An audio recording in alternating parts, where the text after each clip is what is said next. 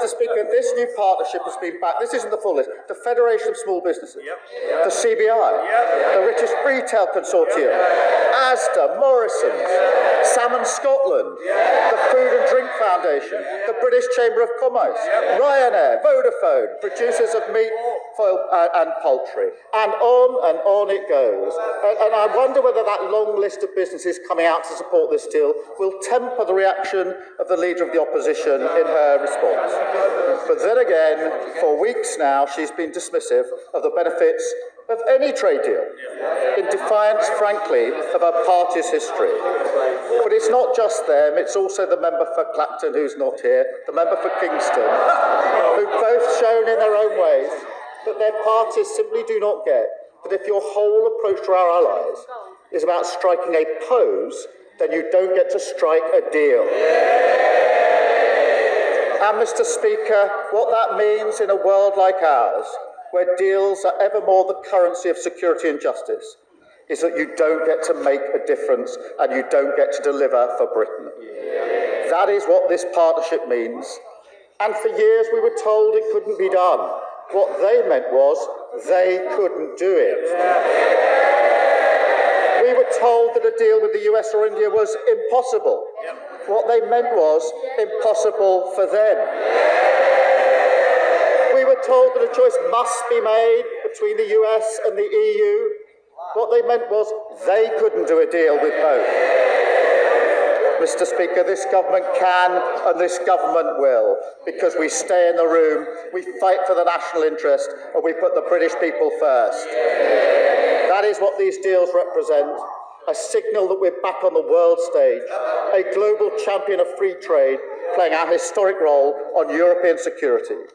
But above all, making deals that put money in the pockets of working people. Because, Mr. Speaker, that is what independent sovereign nations do, and I commend this statement to the House. Leader of the Opposition, Kemi Badenoch. Mr. Speaker, when Labour negotiates, Britain loses. He talks about a hat trick of deals. They are own goals. In 2020, the Conservatives concluded the Trade and Cooperation Agreement, the largest and most comprehensive free trade agreement in the world. We agreed to come back in 5 years to improve terms. This renegotiation should have been an opportunity to improve terms for our country. The terms are improved for the EU. And the Prime Minister can dress it up as much as he wants, but he has failed. It is bad for bills, it is bad for jobs, and it is bad for borders. This is not a deal made for Britain. This is a deal made for Labour's PR to show them on the world stage. But it is a stitch-up for our country for their short-term headlines. Let's take the Prime Minister's abject failures one by one. First, on fishing. He has given away the prize most desired by EU member states and done so for almost nothing.